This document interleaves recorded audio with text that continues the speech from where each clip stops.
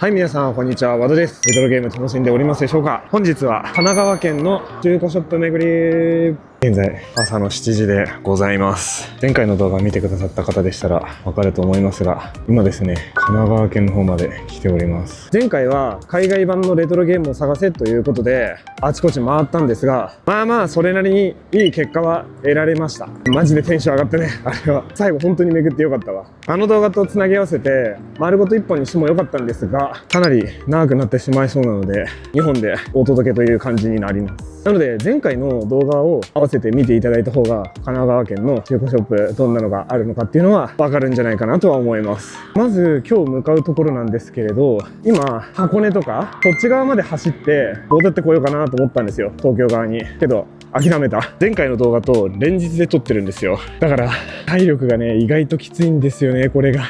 しかも昨日めちゃくちゃ足痛くて、なんなら2日目諦めて東京にそのまま帰ろうかなって思ってたぐらいやばかった。当初の予定通り箱根側の方まで回って帰ろうとすると、昨日も110キロぐらい走ったのに、今日140キロぐらい走んなきゃいけないんだよ。いや、それはやばいなと思って、一番箱根側の方にある1店舗だけ削って、その1個前から、ちょっと手前からスタートしようかなと思ってます。そこが確か小田原とか、昨日早く寝ればよかったんだけど、知り合いの家に泊まってて、YouTuber さんの話が弾んじゃってさ、なんだかんだ日付変わるまで話してたんだよね。楽しくて自分が楽しんだせいなんですけれど、ちょっと寝不足気味ではあるので、あと足もかなり痛く、チャリのケツに荷物もかなり積んでて非常に重いので、無理せず1本削っていこうかなと思います。それでも110キロぐらいは走るんだよ。めちゃめちゃ走るよね。すでにケツと足が痛い。ただ昨日の学びとしては、こまめな休息を取るってところかな。当然なんだけどね、そんなの。いや、マジで来るときぶっ続けで走っちゃったから、ケツ重いままでね、10キロぐらいあったんだよ、結局。1店舗目まで2時間30分ぐらい走んなきゃいけないので、頑張って走っていこうかなと思います。とんでもない山道だ。すごいとこ案内されちゃったな。ナビに。これ本当に自転車行っていいの？自転車の通行ダメって書いてあるから降りて登ってるんだけどさ。いや待てよ、これはさすがにやばいので引き返そう。さっきの道もうちょっと行って、でもどっかで山越えなきゃいけないんだよな。うわー、どうしよう。このまま進むか。この先行ってもでもやっぱ山越えなきゃいけないんだよな。いや戻ろう。どっちにしても登りがきついんだけどね。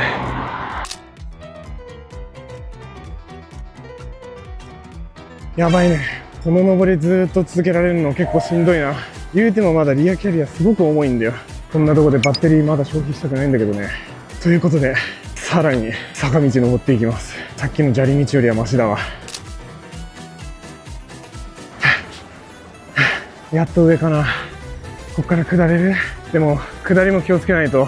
車体が重いからさ、止まれなくなっちゃうからさ。めっちゃ楽だわ。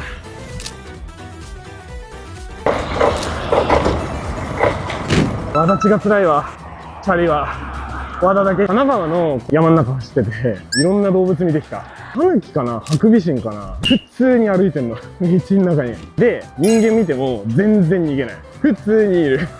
10人かのようにいるから。あと、チャリでも通るのしんどいぐらいの山道通ってた時に、山の上の方からガサガサガサって聞こえてくるんだよ。それが怖い。何なのかがわかんないじゃん。見えたらまだわかるけど、その知り合い曰く、クマは出ないけれど、リスとか小動物系はかなり出るって言ってたね。実際俺もハクビシン見たわけだしね。あいつは小動物と言っていいのか？中堅？わあ、すごいな。これ通勤ラッシュなのかな？お、看板で江ノ島って見えたわ。スルーするけどね。前回の動画見ていただけた方でしたらわかると思うんですけど、昨日は鎌倉にも行きました。めちゃくちゃ良かったです。コンビニ見つけたんで、ちょっと休憩。さっき寄ったコンビニでトイレ寄ったらさ、普通に中におっちゃん入ってて、鍵閉めずに入ってたんだよ。びっくりしてすいませんって言って出ようとしたんだけど、おっちゃん無言、真顔。こういうことやねんっていう。またアップダウン激しいですが、頑張って走っていきましょう。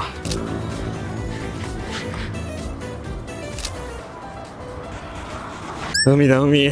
すげえ。めちゃくちゃ綺麗。江ノ島見えたわ。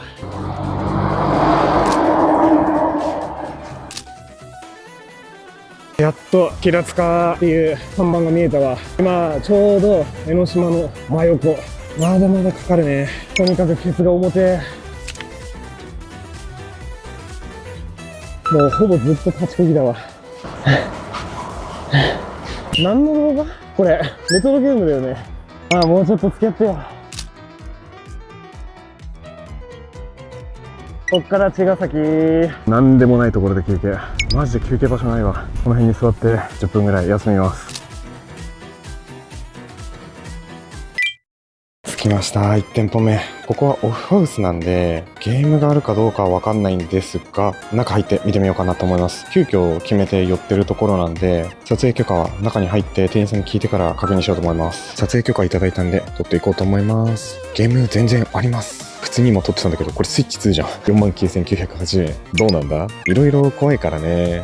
どうなんだろう。上の段は新しいですと、下の方に下がっていくとありそうですね。これなんだ？黄色いやつ。DSiLL か。6600円。初期化済み、動作 OK。初期化済みだったらちょっとな、俺ガチャしたいんだよね。3DSLL の箱付きある。あれいくらなんだろう。見えないな。この目の前の SP 安いよね。8800円。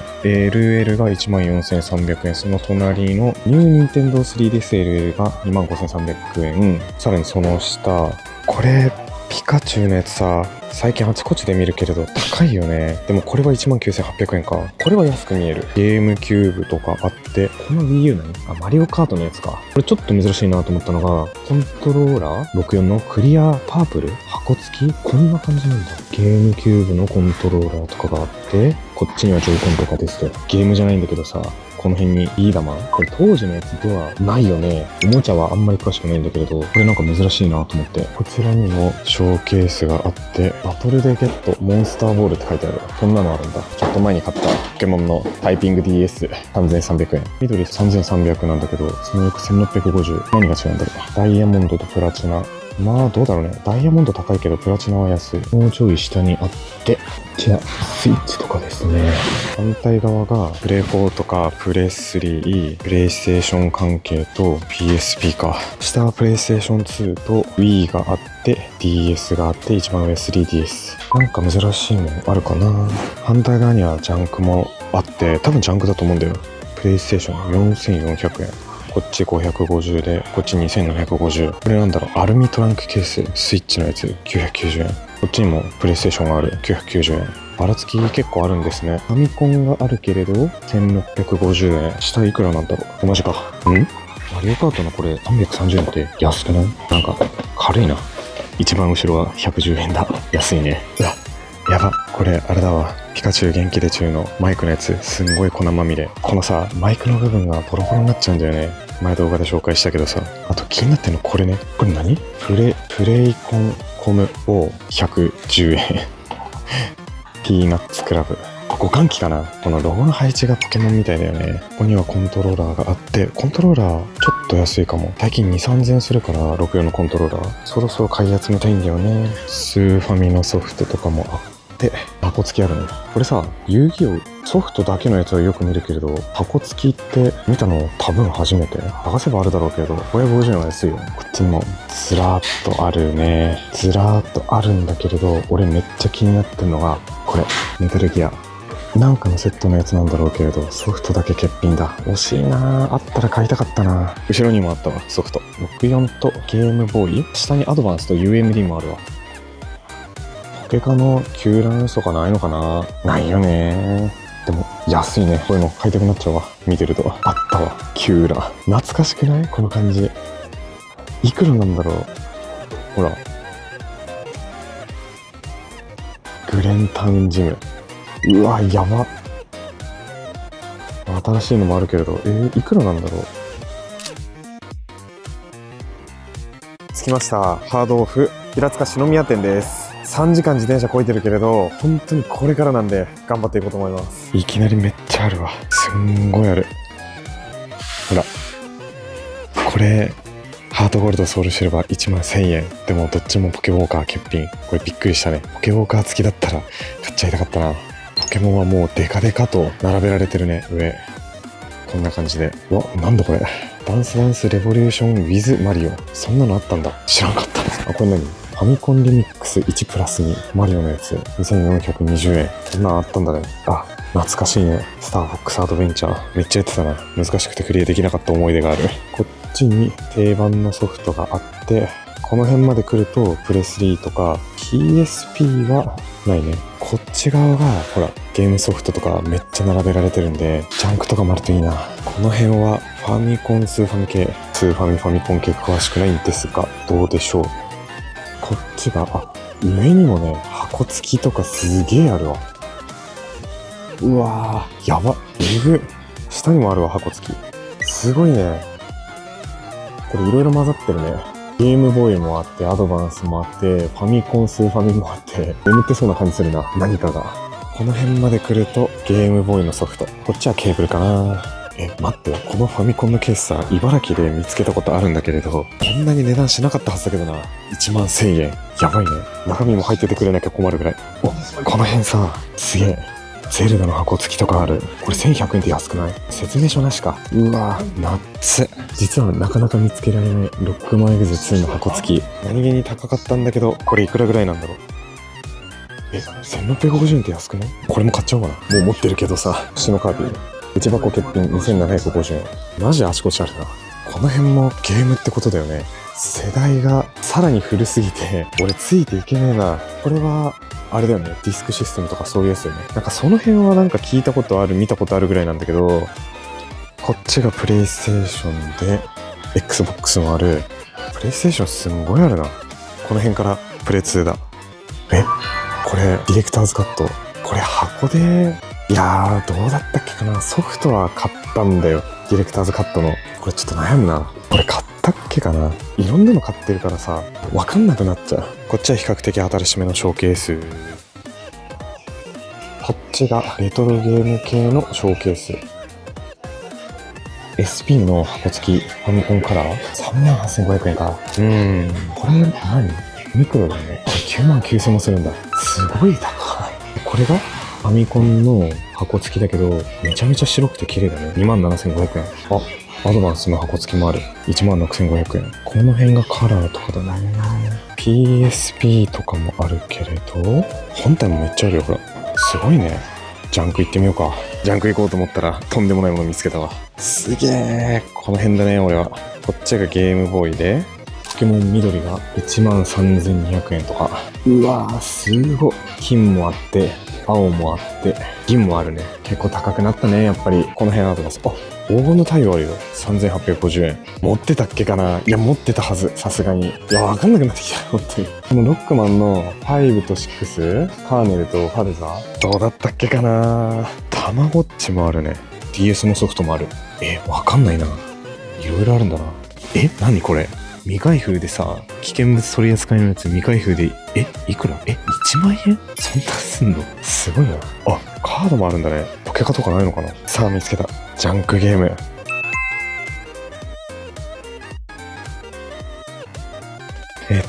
カラーが6,000と4,000ぐらい。どうだろう。奥のやつも5,000ぐらいか。こっちが PSP、PSP1000 で3,000円か。それはちょっと安いな。こっちが 3DSLL でジャンクで12,000円。ライトは安いけれど、もういっぱい買ったしな。あれちょっと安いかもね。初代 DS の1100円。けど、それもいっぱい買ったからな。こんな感じかな。あとは、コントローラー系とかケーブル系とかだね。お、やば。本体ありすぎでしょ。すごいね。プレイステーション2もあるわ。こんなにあるんだ。これのソフトだね。値段ないやつが110円。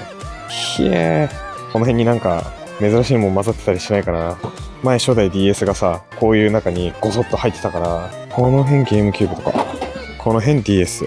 あ、待って、そんなこと言ってたらあったわ。DS 1650円。だけどさっき1100円だったよね。そっか。こっちの方が高いんだね。メモ化とか名前書いてある。スーファミ64 PSP とか。いっぱいあるな。プレ2のソフトだけでさ、ずらーっとあるよ。下が互換機と本体があるね。よーし。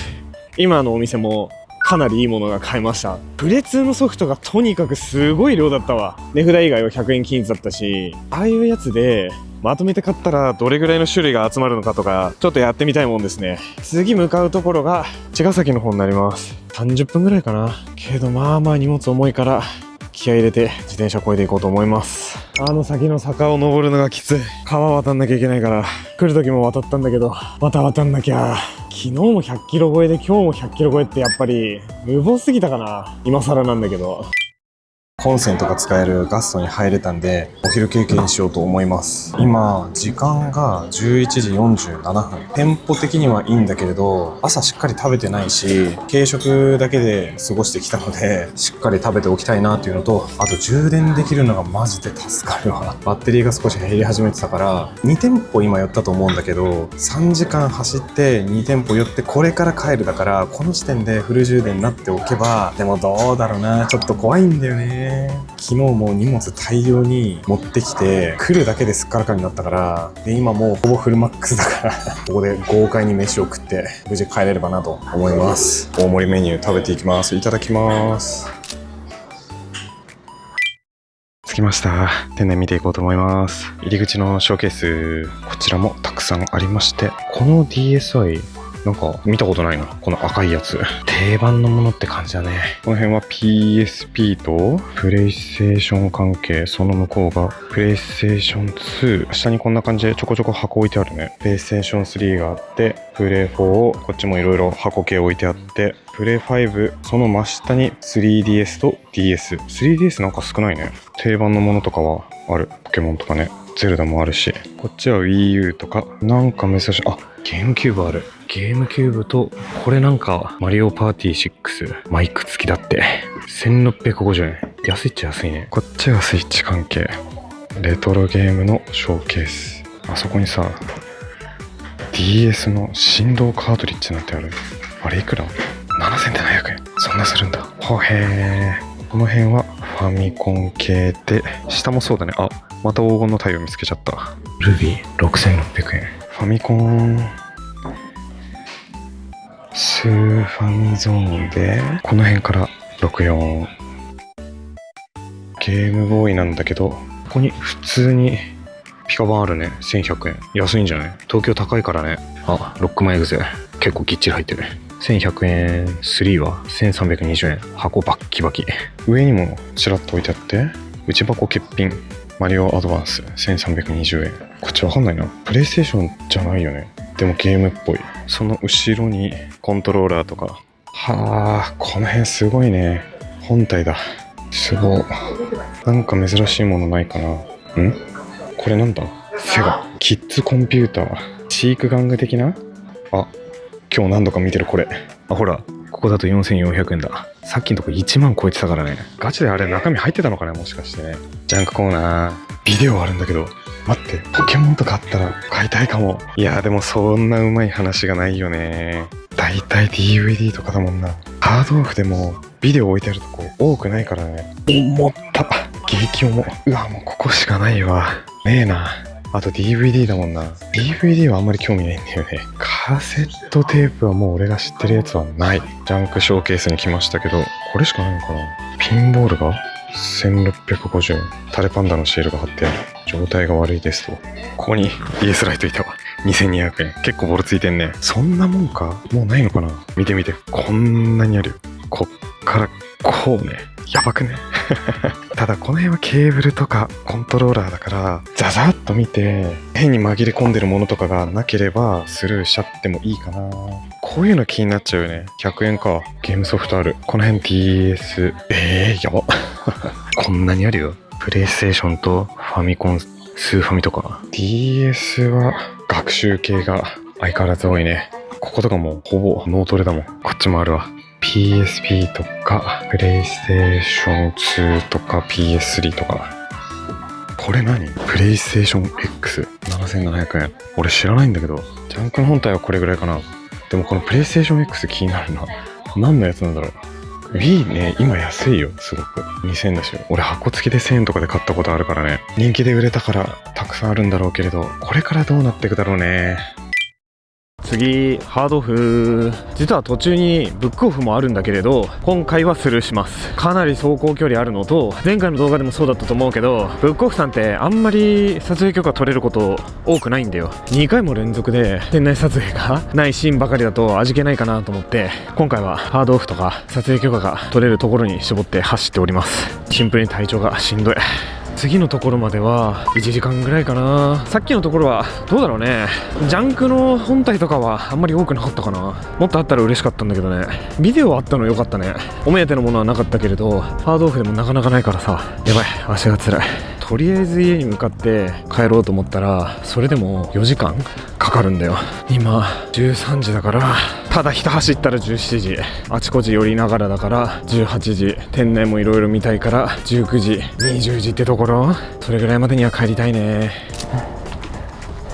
何度目だ。 Google マップさん、本当にこれでいいんですか？不安になってくるよ。この前の埼玉よりアップダウンが本当きついわ。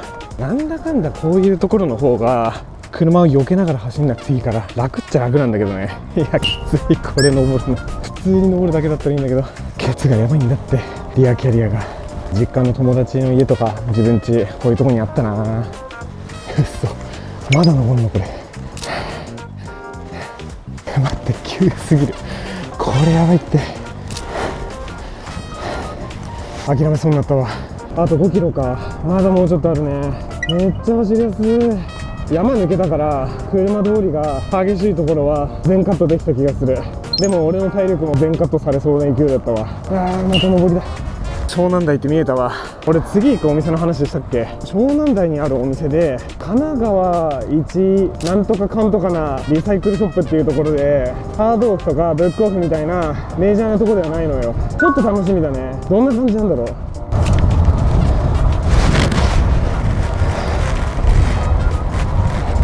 危ねえな。着きました。エキスパートリユース&アウトレットストア、神奈川県地域ナンバー1買取か。撮影許可取れてるので紹介していこうと思います。自転車がめっちゃある。ベビーカーとかダンベルとか筋トレ器具もめっちゃあるわ。工具から衣類から乗り物からアパレル家具家電何でもあるわ。ほらすごいね。ゲームあるかな。どこだろうな。この辺若干オーディオ関係とかぬいぐるみあるから。でも衣類が多いよな。この辺はボードゲーム？ゲームではないか。もうちょっと探してみよう。 CD とかもある。ないかな。オーディオら辺のところになかったからどうだろうな。あれこれじゃない？あった。スーファミ2500円箱付き。あ違う、こっちだ。3908円、税込み4378円。これはセガサターン3000円。セガのボード系音ゲーのやつがあって、ここにプレイステーションの1280円があるわ。ゲームソフトとかはないか。いやでもあったね。あ、もうちょっと視線をそらしたらあるね、ちょこちょこと。ゲームソフトとかはでもない気がするな。結構あちこち見たし。あ、この下にもあったわ。1980円でプレイステーション。電源ケーブル欠品。これ何の箱だ。これ別じゃない？いやでもコントローラーとかめっちゃ綺麗な気がするな。こんなセルフで中身見れちゃうんだね。危ねえ。帰ろうとしたらさまだあったわ。おー、 PSP と PS3 プレ2、これ DVD か。 Wii があって 3DS、DS、プレ4、スイッチもある。これはファミコンとか。へえ。ちなみに PSP で980円か。もう安いと100円ぐらいだけど80円ってやべえ。やば安くね。ゼロ式も結構安く買った覚えあるな。セガジ一緒か。これでも198円だ。高えな。安いけどね。さっきのと比べたら高いってだけであって、これとか300円ぐらいじゃない？ 500 円か。この辺にもあるんだよね。なんか珍しいのあるかな。テイルズ・オブ・エクシリアとかあるね。これセットってこと？ラップ巻かれてるってことは980円。これプレイステーション 2？ 12,800円か。へえ、本体もあるんだね。2003年5月購入。すごっ、あるんだ。もうないか、さすがに。だって違うもんなこれ。あれもプレイステーションのロゴが入ってる。 PS4 カメラセット4980円。VR のやつかこれ。エキスパートを後にして、ただいま本日何店舗目かのハードオフに向かっております。エキスパートはゲーム特化じゃなかったから多くはなかったね。家具家電とかそういうシンプルなリサイクルショップっていう感じがしました。やっぱなかなか安いのは見つかんないね。当然っちゃ当然だけど、でもセルフでさ中身チェックできるのおもろかったよね。普通ショーケースとかに入ってたりとかラップ巻かれてたりするからさ、じゃあ次のハードオフは43分かかります。10キロぐらいかな。10キロないか、8キロ9キロぐらいです。横浜って見え始めたわ。ちょっとずつ東京の方に向かって近づいてきてる。やっと着いた。長かった。登ったり下ったり登ったり下ったり。ハードオフ横浜緑園都市店かな。行きます。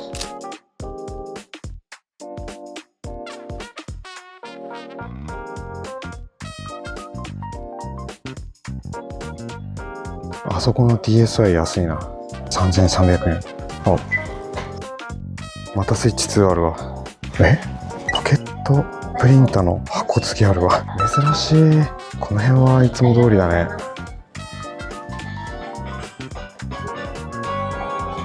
これ全部本体。ここすげえ。日当たりいいから日焼けしちゃいそう。そういうこと言っちゃダメ。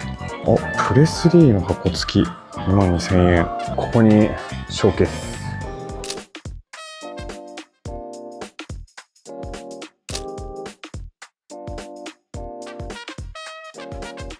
なんか最近よく見るな。タイピング DS ポケモンのやつ。何これ。シンクルバルーンファイト DS。こんなのあったんだ。風タクでつなげて友達とやってたな。チンクルの補助的なやつ。ゲームソフトの数がやばい。こっちもこんなにあるからね。ほらやべえ。なんか珍しいソフトとかあるかな。ゲームボーイカラーのやつとかもある。全然見たことないこれ。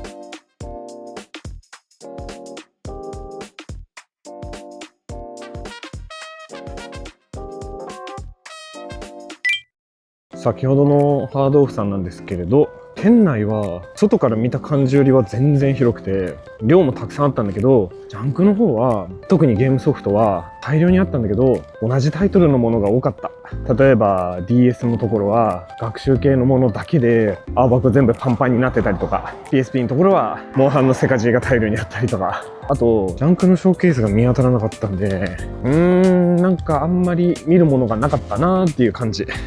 商品のラインナップは無難にいろいろあるなっていうのと、珍しいのはどうだろう。ポケットプリンターの箱付きって感じかな。あれは見たことなかったな。珍しいって言っておきながら買ってはいないんだけどさ。お次向かうところは本日初のトレジャーファクトリーでございます。坂道がきつい。何回これやるんだよ。まったく。トレジャーファクトリーさんは撮影許可取れてないんで音声のみで行きます。下ったと思ったらまた登りだよ。てかなんだかんだあと2店舗だわ。トレバックさんと、あと最後今日ブックオフ。そこ回って以上かな。それ以降も寄れるところはあるんだけれど、横浜とかは何回か行ったことあるから、そういうのはねいつでも行けるからスルーしようかなと。いやー、しかしブックオフも寄るべきだったか。またチャリで何百キロでも走ればいいよ。着きましたのはブックオフです。ごめんなさい、間違えました。トレジャーファクトリーもう過ぎちゃってたわ。すいませんなのでいきなりですが、多分今日最後がここのお店になります。撮影許可取れてるんで中見ていこうと思います。ゲームボーイミクロの箱付きがある。 SP もいっぱいあるけれど、だいたい16,000ぐらいか。 3DS とかもあるね。上に行くとやっぱりあるね、スイッチ2の中古が。大丈夫なのかこれ、使うのかな。この辺はファミコンとかめっちゃ積まれてる。ポケモンもあるね。ドラクエとかアドバンス系もかなりあるな。下はあるんだ、いろいろ。あれ、あの神々のトライフォースって安いんじゃない？ 5,000 円って。あ、内箱欠品か。なるほどね。新しいゲームからその奥に行くとレトロゲームコーナーもあるわ。いやー、今日ブックオフかなりスルーしてきたけど、やっぱいろいろあるね。ハードオフはジャンクだけど、ブックオフはやっぱ安いのがあるのがいいよね。こっちもすごいからね。あれ？バイオハザードトリプルパック3200円だって。安くないこれ。5と6リマスター。全部ベストだ。これは一緒のかな。これ1800円。トリプルではないのか。待って、メタルギアのやつめっちゃある。これいくらで買ったっけ。結構安めに買ったと思うんだよな。全部3600円。これがこれファントムペインか。ファントムペイン安いよね。1500円だって。買いなのかこれは。めっちゃある。ジャンクボックスみたいなやつもあるわ。64のコントローラー500円って安い。グラッグラだけどね。うわ、東京近づいてきたからかな。ポケモンのやつ3200円とか5000円とかめっちゃあるわ。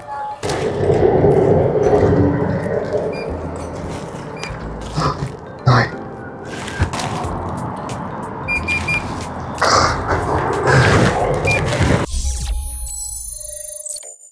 自宅に帰ってまいりました。いやいや、神奈川県散策、なかなかに広いね。本当にぶっちゃけここから飛ばして見る人もいるんじゃないでしょうか。全然いいんですけれど、ぜひ前半部分だったりとか、前回上げた動画、海外版のレトロゲームを探すっていう動画も、あれも神奈川県なので、ぜひセットで見ていただけると嬉しいなと思います。ということで早速紹介をしようかなと思いますが、全体通してまあ買えたんじゃないかなと思います。自転車で買う量ではないとは思う。ということで早速紹介していきましょう。一発目からね、バチクソでかいんだよ。ちょっと画角広げます。ではいきます。こちらじゃーん、でかすぎる。メタルギアソリッド3スネークイータープレミアムパッケージ、これの箱付きになります。すげえマジですげえ。初めて見たんだよこれ。値段が税込みで 13,200 円。中身をこれから紹介していくんですが、中身にソフトだけ入ってません。ソフトはいろいろ調べたんですが、この箱とそのソフトの中シリアルナンバー一緒みたいな、そういうのがなかったんで、ソフトの感謝はたくさん僕持ってるんで、なんかの機会にまた買って入れればいいかなと思って買いました。こういう存在があったのも僕は知らなかったし、リアル店舗でも見つけたことがなかったので、僕メタルギアめちゃくちゃ好きなんですよ。初めてプレイしたのがしかもこの3なんですよ。何周もプレイしました。うまくはないけれどすごく思い出のある作品なので、自転車でこのデカさなんだけれど、これは即決でした。ソフトがない分少し安いです、相場より。ただメルカリとかで見てもまだ買えるんじゃないかなとは思いました。箱の状態は比較的綺麗ではあると思う。こういうところ若干ぶつけたような跡とかあるけれど、壊れてるとか破けてるとかはないかな。一応裏側も見てみましょう。ほぼ英語やん。これ読めねえんだけど、すごくない？じゃあ早速中身開けてみましょう。これ何？ほんと初めてなんだよね。シャゴホットみたいな形してるよね。プラモデルってこと？これ一回中身をどんどん出していきましょう。箱がでかすぎるんで。プラモみたいなやつと、これがなんだろうな、ゲームツタヤオリジナルスターターブック。後で読もう。うわ、出た、未開封。これがなんだ？この本の中にはゲームソフト本編のネタバレ情報が非常に多く含まれています。ゲームクリアまで絶対開かないことをお勧めします。うわー、読みたいけどな、読めねえよな。なんとなくだけどここに多分ゲームソフトがあったんだろうね。これが DVD とかかな。よし。これも本か。なるほど。これプラモデルなのかな、シャゴホットの。よいしょ。おーもっとでかいかと思った。意外と可愛いね。これ開けられるのかな。開けられるんだろうけれど、ピースウォーカーに出てた戦車みたいなやつにも似てるね。ピューパじゃなくてなんだっけ。開けていいのかな。怖くなってきたな。おそらく未開封であろうプラモデルみたいなものが入っておりました。これがまず一つ目。続いてこちら、ネタバレ注意の限定ブック。この本の中にはゲームソフト本編のネタバレ情報が多く含まれております。以下同文。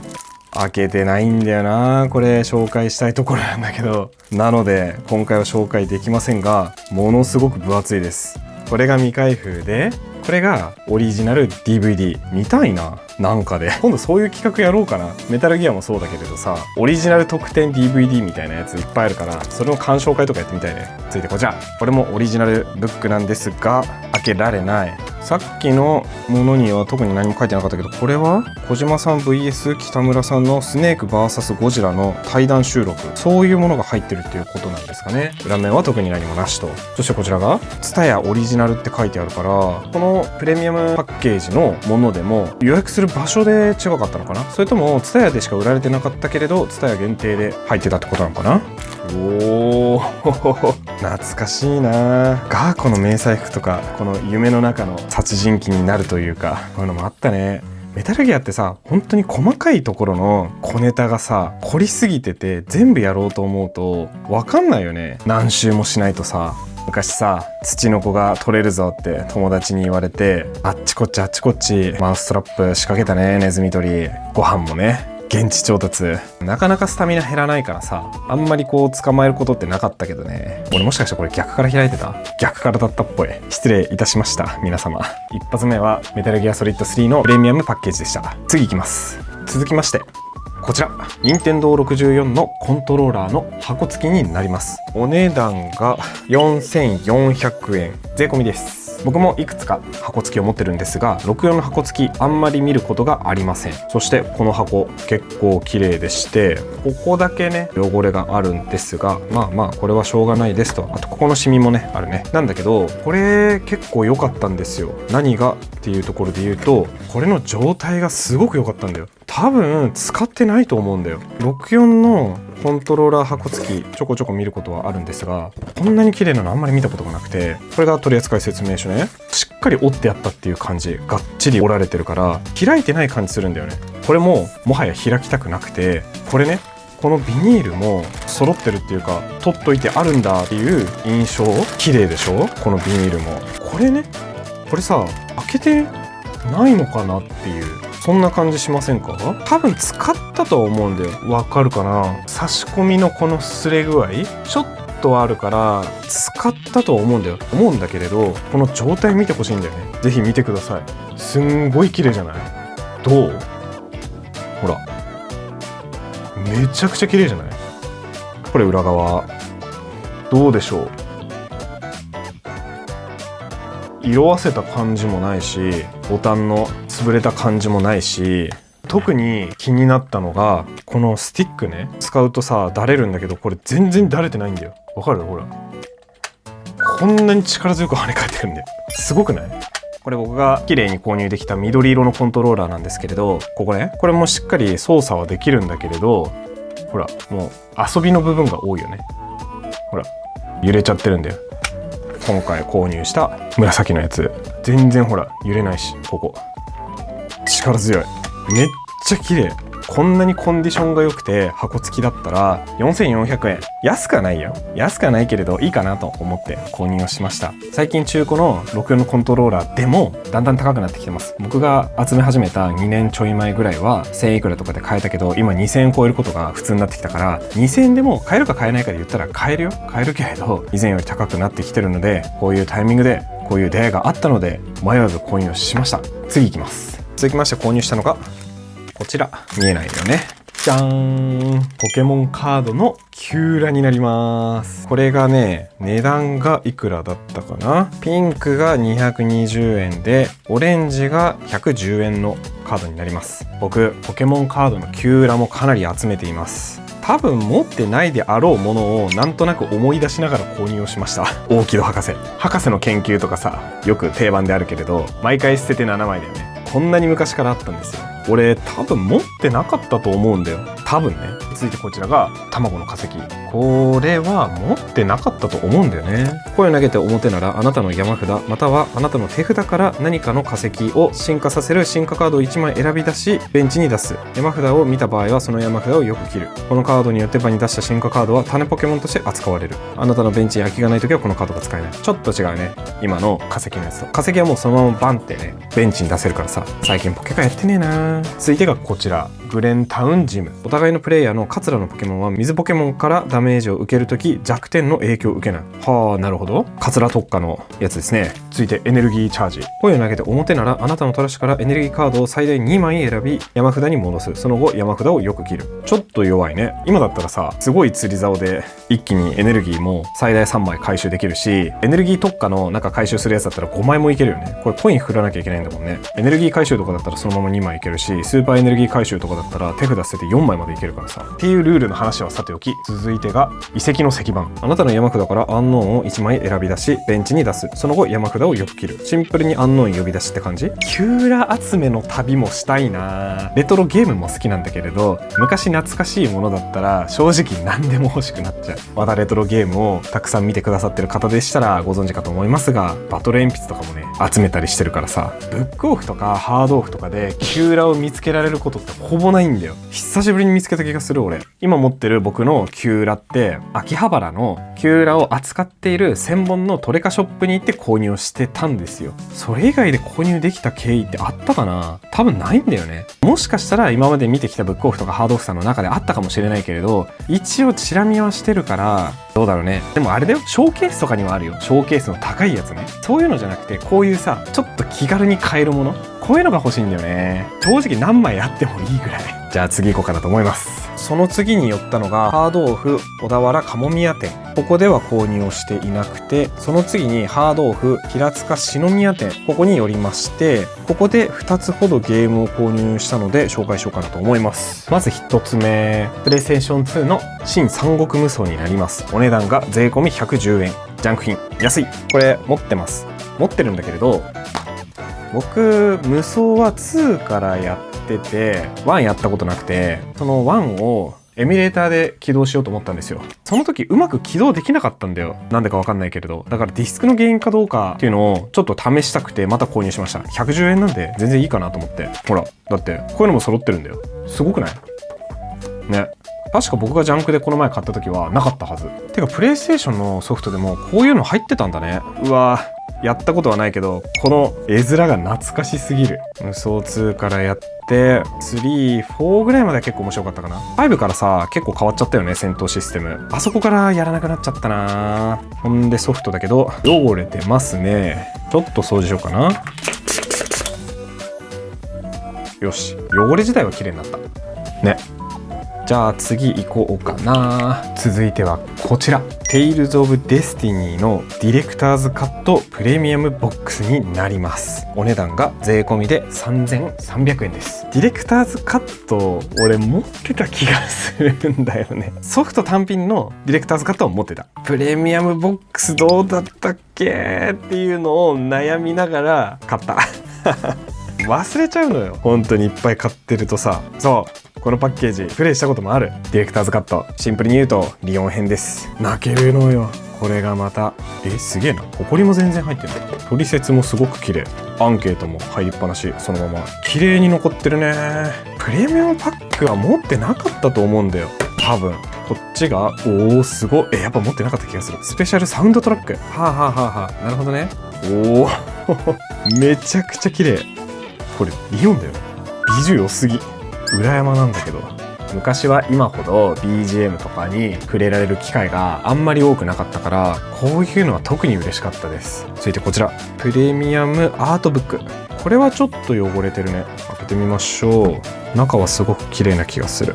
怖い、なんかめくるのが。今ってさテイルズの新作って出てるの？全然追ってなくてわかんないんだよね。うわ、夏い。うわカットインめちゃくちゃいいよね。どのシリーズでもすごく熱い。あとチャットね、コミュニケーション取るやつあったじゃん。あれほぼほぼ全部聞いてたな。ああいうチャットを全部後から見返せたりするでしょ。あれ延々と見てなかった？めっちゃ見てた俺。次行きます。続いて行きましたのがハードオフ茅ヶ崎店。こちらでは購入をしておりません。その次エキスパート湘南台店。ここも購入はしておりません。その次ハードオフ講座なのかな、これ講座渋谷店なのかな。とりあえずこちらも購入はしておりません。その次にハードオフ横浜緑園都市店。こちらも購入していなくて、そして最後に寄ったブックオフ横浜鶴ヶ峰店。ここで購入をしましたので紹介させていただこうと思います。まずはこちら。これは Wii のソフトになります。スーパーマリオコレクションスペシャルパック。マリオ25周年記念のものです。お値段900円プラス税です。安いよね。パッと見高く見えそうですよね。これはね、メルカリとかで見てもたくさん出品されてたし、比較的たくさん見る代物です。僕は初めて手に取りました。これはかなり溢れ返ってるからどうだろうね、そんな高くないと思う。中身が4つのマリオをまとめて楽しむ。1993年に発売されたスーパーファミコンソフトスーパーマリオコレクションを Wii で復刻。スーパーファミコン用にアレンジされた初期の4つのマリオタイトルを Wii でまとめてプレイできます。それがマリオブラザーズ、マリオブラザーズ2、ブラザーズ3、USA。やったね。アドバンスとかでもかなりプレイしたね。ほんでサウンドトラックもあるし、ブックレットって何？限定ブックみたいな感じね。ちょっとだけ見てみようかな。こういうのが後から高くなったりするのかな。おおいいね。これどう？めちゃくちゃ懐かしみを感じるわ。うわー、すげえ。めちゃめちゃ綺麗。あ、これがブックレットか。そうなんだ。もうしれっと入ってるじゃん。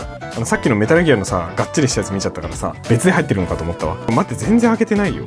怖いって、いや嬉しいんだけどさ。うわー、懐かしい懐かしい。こういうマリオのキャラクターがデザインされたお弁当箱？筆箱？なんかそういうのも使ってたな。スレスレになっちゃってるやつ。うわー、サンシャインとか毎年夏やってたわ。ギャラクシーはやったことないけれど、最後にプレイしたマリオが多分あれかな、サンシャインかな。俺はこっちがゲームだね。めっちゃ重い。いろんなタイトル入ってるから、それ用の説明書全部入ってるんだろうね。そうだね。あ、でもシンプルだね。そうだよね。クラブ任天堂ポイントカードもしっかり入っています。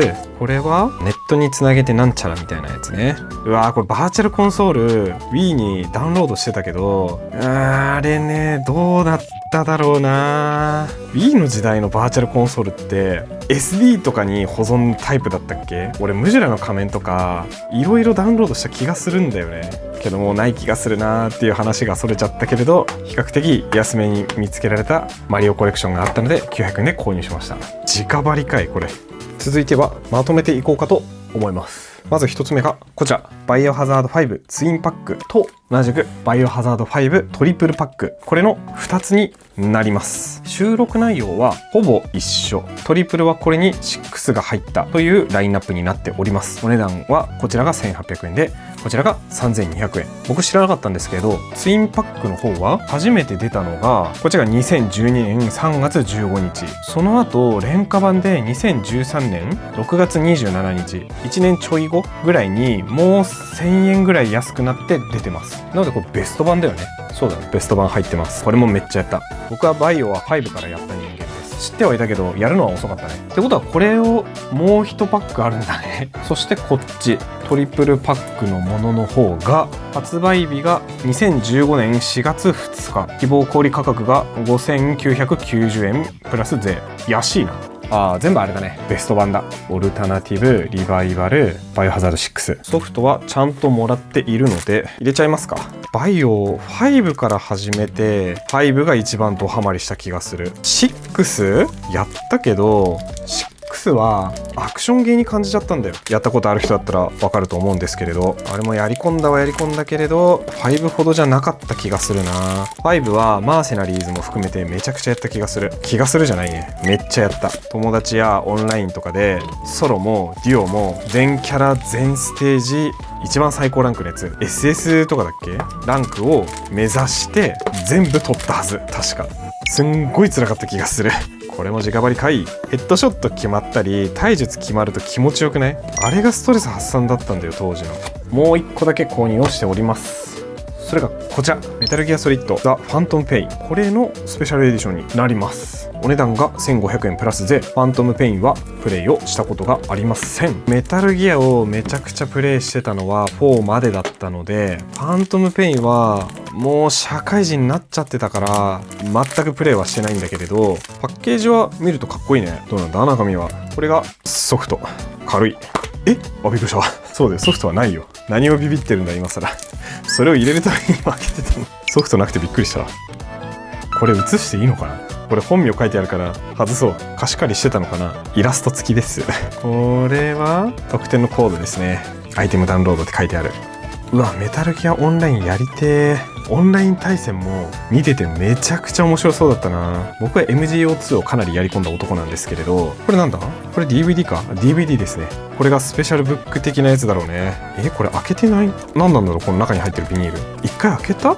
いや、どうだ？いや、開けてるなこれは。ガッサガサだもん。謎に入ってるこのビニールの中にビニールが入ってる。かっこよすぎでしょ。これはさ、スネークじゃなくてベノムだよね。あんまり言わないでおこうか。2プレイの人もいるかもしれないし。ちなみにこのサッシの状態に関してはやっぱ折り目がほぼついてないんで、すごく綺麗です。こういうのって最初チラッと見るぐらいだよね。後から何回も何回も見返さないよね。話変わるけれど MGO2 は有志の方が復活させてやってるよね。あれね、ちょっと違法かどうかは俺は分からないけれど願わくばやりたいということで以上になりまして、ここで寄ったお店が最後になるので今回の神奈川散策の購入品はこれにて以上となります。それではいかがでしたでしょうか。前回の動画から連続してみると神奈川県を僕は2日間で何キロだろう、おおよそ計算すると240キロ走りました1日目の海外版レトロゲームを探せみたいな時はその時もおおよそ1日かけて回って知り合いの YouTuber さんのご自宅に止めさせていただきまして、その後小田原の方かな、ちょい手前、最初箱根あたりまで行こうとは思ってたんですけれどそっちまで行きまして東京に戻ってくるっていう進路でいろいろ回ってみました。もうちょっと箱根とか小田原のもう少し内陸あたりも攻めてみたかったんですけれどきつい足がきつい、体力もきつい、行けたと思うけれど宿泊セットとかもリアキャリアで運びながら移動してたので車体は重いからすごく辛かった。移動も神奈川県はどうだろうな、回ってみた結果一言で言うとシンプルっていう感じがしました。もしその内陸の山越えたあたりとかも攻めてたらまた結果は違ったかもしれないし、特に今回は店内撮影をしっかりしたかったのでハードオフとかそういうところを攻めながらやってたのでもしかしたら違ったかもしれないです。ということで本日の動画は以上になります。もし寄ってほしい都道府県とかがありましたらチャンネル登録をしましてぜひコメントいただければなと思います。それじゃまたねー。